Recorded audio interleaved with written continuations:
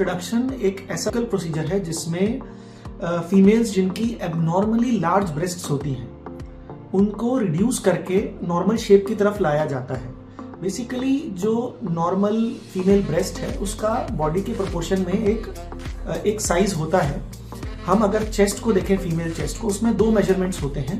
एक होता है जैसे कोई ब्रा पहनता है तो उसमें जैसे 36D अगर यूज किया तो 36 तो चेस्ट का सर्कमफ्रेंस होता है और ABCD कप साइज होता है।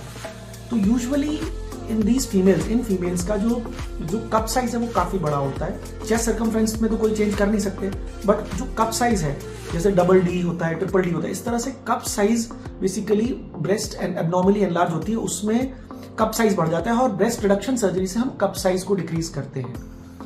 एक तो ये ग्रुप हो गया जो यंग फीमेल्स होती हैं usually in the age of 16 to 25, जिसमें एबनॉर्मली लार्ज ब्रेस्ट्स होती हैं फीमेल की, जिसकी वजह से उनको सोशल एम्बैरेसमेंट होता है, नेक पेन होता है, इंटरट्रीक होता है और भी बहुत प्रॉब्लम्स होती हैं जो हमारे पास आती हैं। दूसरा एक ग्रुप जो ब्रेस्ट रिडक्शन के लिए आता है वो ओल्ड एज में या फिर पोस्टपार्टम मतलब कि जब फीमेल्स के बेबी हो जाता है उसके बाद कुछ सालों बाद ब्रेस्ट सैग करने लगती है, तो उसको हम पोस्टपार्टम आफ्टर प्रेगनेंसी बोलते हैं। और दूसरा when we grow old, as the female body grows old, natural breast के अंदर एक प्रोसेस आती है। नॉर्मली जो हेल्दी एस्थेटिक लुकिंग ब्रेस्ट का जो निप्पल है it faces in the front, but over a period of time there is sagging होने से वो नीचे की तरफ पोजीशन करने लगता है। तो ये दो ग्रुप्स हैं। एक तो यंग फीमेल्स जिनकी एबनॉर्मली लार्ज ब्रेस्ट है in compare to their body size basically, और दूसरा पोस्टपार्टम या ओल्ड एज जिसमें ब्रेस्ट का जो नॉर्मल टॉटिक पोजीशन है, जो नॉर्मल निप्पल की जो आगे की तरफ उसका जो पोजीशन है वो नीचे चला जाता है, that is sagging of breast जिसको हम बोलते हैं। तो इन दो कंडीशंस में सैगिंग ऑफ ब्रेस्ट और उसके साथ साथ एक्सेसिव वॉल्यूम जिसमें हो जाता है, तो इन दोनों कंडीशंस में हम ब्रेस्ट रिडक्शन या फिर सेकंड वाले कैटेगरी में breast reduction with mastopexy means breast lift हम करते हैं। तो ये बेसिकली अगर हम देखें तो ये है ब्रेस्ट रिडक्शन सर्जरी।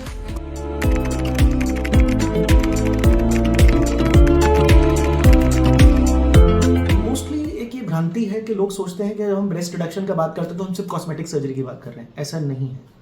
जो मैक्सिमम पेशेंट्स मेरे पास आते हैं वो यंग फीमेल्स हैं जो किसी ना किसी कारण से एबनॉर्मली लार्ज ब्रेस्ट से परेशान हैं। जैसे सबसे कॉमन जो प्रॉब्लम ब्रेस्ट रिडक्शन में होती है वो नेक पेन की होती है। उसके बाद क्योंकि ब्रेस्ट का साइज बहुत बड़ा होता है, दे आर एम्बैरेस्ड कि एक तो उनको अपने साइज के कपड़े नहीं मिलते, कपड़े मिल जाते हैं तो they are socially embarrassed to go out in the society. और तीसरा है इंटरट्रिगो यानी नीचे ब्रेस्ट के फोल्ड में बार बार इन्फेक्शन होना। तो ये तीन जो प्रॉब्लम्स हैं ये बहुत कॉमन होती हैं यंग फीमेल्स में, और जो रिडक्शन सर्जरी है वो इन तीनों प्रॉब्लम से उनको निजात दिला सकती है। तो यही सबसे बड़ा लाभ है कि अदर देन कॉस्मेटिक्स, सबसे पहला जो हैवीनेस फील होती है, कांस्टेंट नेक पेन होता है वो खत्म हो जाता है, इन्फेक्शंस खत्म हो जाते हैं, एक कॉन्फिडेंस आ जाता है कि आप यू फील मोर कॉन्फिडेंट कि आपका जो ब्रेस्ट का साइज है now it is in proportion with your body and you can wear clothes what you like. एक तो ये। दूसरा, in the mid life there is a crisis when females जिनको ब्रेस्ट की सैगिंग हो जाती है and they find it difficult कि बिकॉज नॉर्मल फीमेल एस्थेटिक्स में जब ब्रेस्ट नॉर्मल होती है तो it's a good uplifted feel that the patient has, but in later on in life जब वो सैगिंग हो जाती है तब उस प्रॉब्लम को करेक्ट करने के लिए mastopexy which is also a part of breast reduction and along with it is done, तो वो करने से काफ़ी फायदा होता है। तो मैं यही कहूँगा कि कॉस्मेटिक के अलावा रिकंस्ट्रक्टिव कई सारे एडवांटेजेस हैं ब्रेस्ट रिडक्शन के जो पेशेंट का कॉन्फिडेंस वापस लाने में बहुत कामयाब रहते हैं।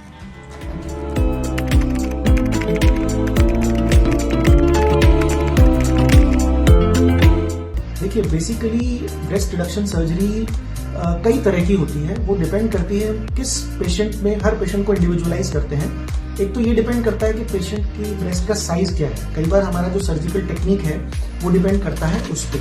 दूसरा, जो सर्जन है वो किस में ज़्यादा कंफर्टेबल है। जब आई रिमेंबर जब मैं ट्रेनिंग कर रहा था 2004-05 की बात है, तब एक टेक्निक होती थी जिसको हम वाइस पैटर्न बोलते थे, जो बहुत पॉपुलर थी उस टाइम पे, और हमें भी लगता था कि ये बेस्ट टेक्निक है और हमने भी शुरू में वही सीखी। But over a period of time we realised कि वाइस पैटर्न का डिसएडवांटेज ये था कि शुरू में तो ऑन टेबल जब हम सर्जरी कर रहे होते तब बड़ा अच्छा लगता था, लेकिन बाद में ब्रेस्ट की बॉक्सी ब्रेस्ट या बॉटमिंग आउट हो जाता था। तो और बेटर टेक्निक्स आई इन 2012-13 और बेटर टेक्निक्स आई, फिर साथ साथ लाइपोसक्शन करने लगे। तो अब एज अ पर्सनल प्रेफरेंस मैं मीडियल या superomedial pedicle with liposuction reduction करता हूं। Normally I am able to do in maximum number of patients by this technique. अगर ब्रेस्ट छोटी है तो कई बार हम सिंपल लाइपोसक्शन भी ट्राई करते हैं। देयर आर टेक्निक्स ऑफ की होल सर्जरी।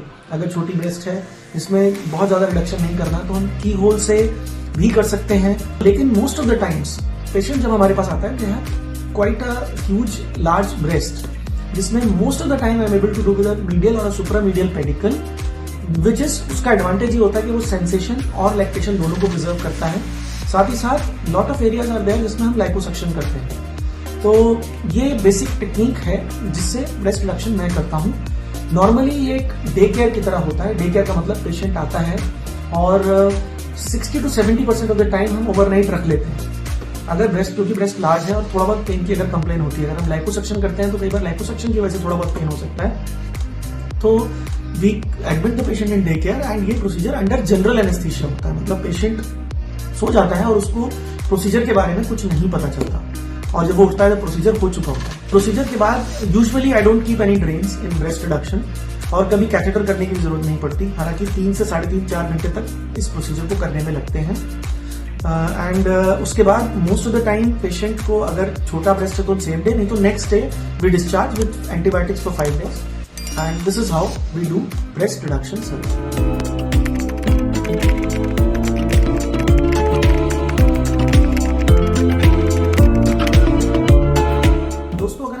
कि इंश्योरेंस का मतलब क्या होता है। नॉर्मली कोई भी कॉस्मेटिक सर्जरी प्रोसीजर इंश्योरेंस में कवर्ड नहीं होता। अब ब्रेस्ट रिडक्शन को, जैसा कि मेरा पहले वीडियो में आपको मैंने बताया था कि 2 इंडिकेशंस हैं हमारे पास। जो सबसे कॉमन जो हम पेशेंट्स देखते हैं, they are young females with abnormally large breasts. उनके साथ प्रॉब्लम क्या है? उनको सोशल एम्बेरसमेंट हो रहा है, उनको नेक पेन हो रहा है, उनको बार बार इन्फेक्शन हो रहा है। This is not cosmetic surgery. तो मेरा मानना ये है कि अगर आपकी इंडिकेशंस ये हैं कि सपोज आपको बहुत, you are socially embarrassed, you are not comfortable with your breast and आपको इन्फेक्शन हो रहा है बार बार जो कि फोल्ड्स में, जिसको हम इंटरट्रिको बोलते हैं, और नेक पेन की प्रॉब्लम है, तो इन इंडिकेशंस में definitely breast reduction should be covered in insurance. जबकि जो हमारी दूसरी इंडिकेशन है कि एज के साथ जैसे ब्रेस्ट की सैगिंग हो गई है, उसमें कोई पेन नहीं है, कोई इन्फेक्शन नहीं हो रहा है, डेफिनेटली कॉन्फिडेंस लो है, उन कंडीशंस में इंश्योरेंस के ऊपर है कि वो इंश्योरेंस देगा कि नहीं, क्योंकि वो प्योरली रिकंस्ट्रक्टिव इंडिकेशन नहीं है। तो if we look at it, the first indication के जो फीमेल्स को जो पहले वाली 3 प्रॉब्लम्स मैंने बताई थी वो होती हैं, वो रिकंस्ट्रक्टिव सर्जरी में आ जाती है और definitely insurance should cover it. However in the second group, जिसमें एज के साथ होता है या पोस्टपार्टम यानी बच्चे होने के बाद होता है, उसमें इट्स अ ग्रे मार्क कि भाई इंश्योरेंस देगा, दे भी सकता है, नहीं भी दे सकता, depends on your insurance.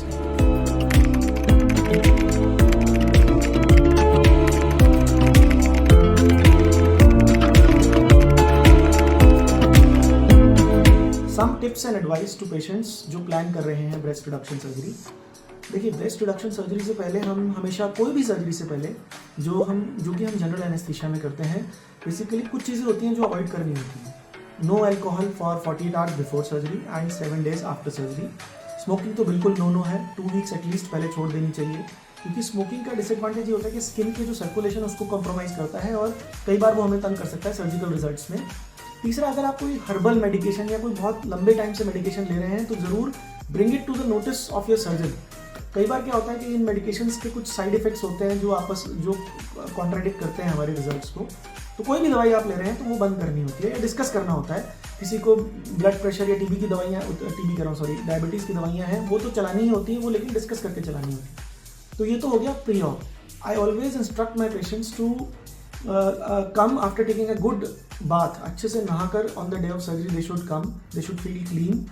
And after the surgery usually हम एक डायनाप्लास्ट नाम की एक रेड टेप होती है जिससे एक टाइट बैंडेज करते हैं। I don't keep drains and वो थोड़ा सा फील होता है कि थोड़ा टाइटनेस फील होती है चेस्ट में, और चूंकि हम लाइपोसक्शन भी करते हैं साथ में तो उससे थोड़ी ब्रूजिंग होती है, जो कि 3 से 4 हफ्ते में वो ब्रूजिंग अपने आप चली जाती है। थोड़ा बहुत पेन लाइपोसक्शन की वजह से रहता है, जिसके लिए हम 3 से 4 दिन तक पेन किलर्स देते हैं और एक एंटीबायोटिक हम देते हैं 5 दिन तक। Patient is usually discharge on the next day. उसके बाद हम एक बार तीसरे या चौथे दिन एक बार बुलाते हैं और ड्रेसिंग को चेक करते हैं और उसके बाद 8वें या 10वें दिन बनाते हैं। बीच में जब हम तीसरे से चौथे दिन बुलाते हैं पेशेंट को तो हम उस वक्त पेशेंट का जो डायनाप्लास्ट का ड्रेसिंग है वो हटा के एक सपोर्ट ब्रा दे देते हैं और उसके बाद हम सीधा स्टिचेस वो पुल थ्रू वाले यूजुअली और नॉन एब्जॉर्बेबल स्टिचेस होते हैं जो पुल थ्रू वाले होते हैं वो निकाल देते हैं। उसके अलावा हम पेशेंट को एडवाइस करते हैं कि पेशेंट तीसरे चौथे दिन के बाद एक्चुअली ट्रैवल कर सकता है, कोई प्रॉब्लम नहीं होती। Normal walk after 7 to 10 days हम पेशेंट को अलाउ कर देते हैं। फर्स्ट डे से ही पेशेंट की डाइट में कोई खास रिस्ट्रिक्शन नहीं होता, सिर्फ ऑयली और फ्राइड फूड नहीं खाना होता, नॉर्मल जो घर का खाना है वो खा सकते हैं। और the patient can move around in the house, जहाँ उसको बैठना है, जैसे करना है, सब कुछ अलाउड होता है। और एक्सरसाइज के बारे में after 2 weeks we allow the patient to go for a brisk walk and after 3 weeks we allow mild run और a jog and but weight training के लिए हम मना करते हैं 6 हफ्ते के लिए। उसके अलावा कई बार हम पेशेंट को एडवाइस करते हैं एक सपोर्ट ब्रा या एक प्रेशर ब्रा जो उसको एटलीस्ट 2 से 3 महीने हम पहनने के लिए बोलते हैं। एंड सम क्रीम्स फॉर छोटा जो निप्पल के नीचे के एरिया में जो स्कार आता है उसके लिए कुछ क्रीम्स हम एडवाइस करते हैं। तो basically these are the important advice और प्रिकॉशंस जो पेशेंट्स को इस सर्जरी को अंडरगो करने के लिए जो प्लान कर रहे हैं उनको करनी चाहिए।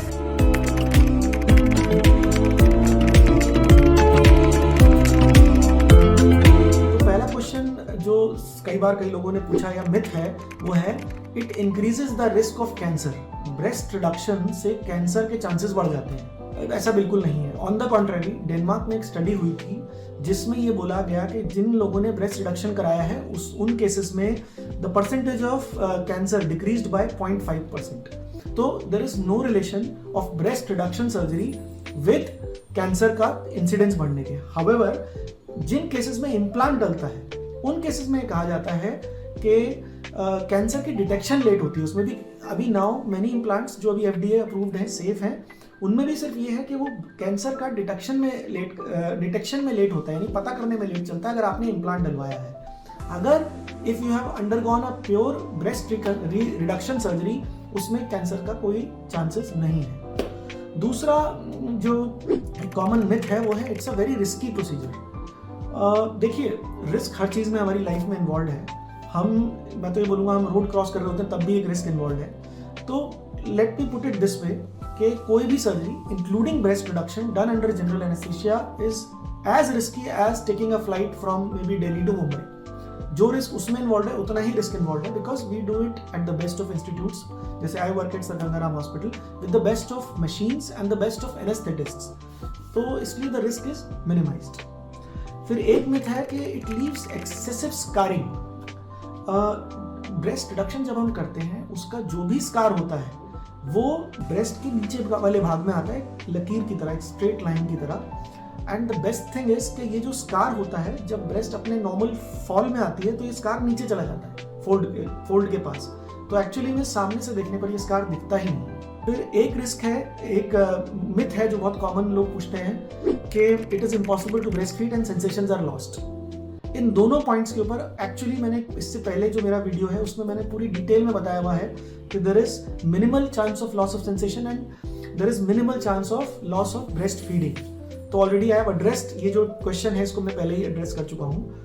फिर एक क्वेश्चन और एक मिथ है कि recovery is very painful.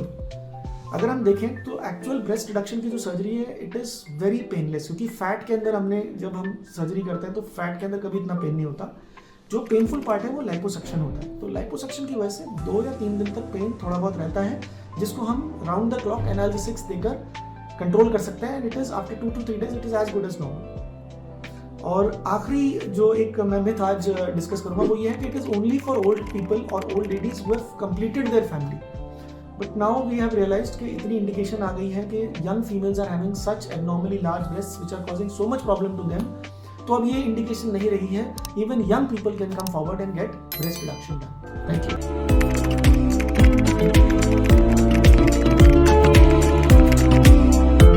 I work in Delhi, और Delhi capital city of India में अगर हम कॉस्ट को देखने जाएं तो वो डिपेंड करता है कि हम क्या प्रोसीजर करने वाले हैं।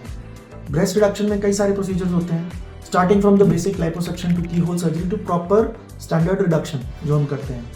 तो the cost ranges anywhere, Delhi में द कॉस्ट, और हम कहाँ कर रहे हैं, I do all my surgeries in Sir Gangaram hospital और I do it under general anaesthesia. तो ये सारी चीज़ों को ध्यान में रखते हुए minimum costing of breast reduction if you do simple liposuction, so it starts from around 1 lakh, और maximum costing in a daycare patient goes up to 3 lakh rupees of Indian rupees.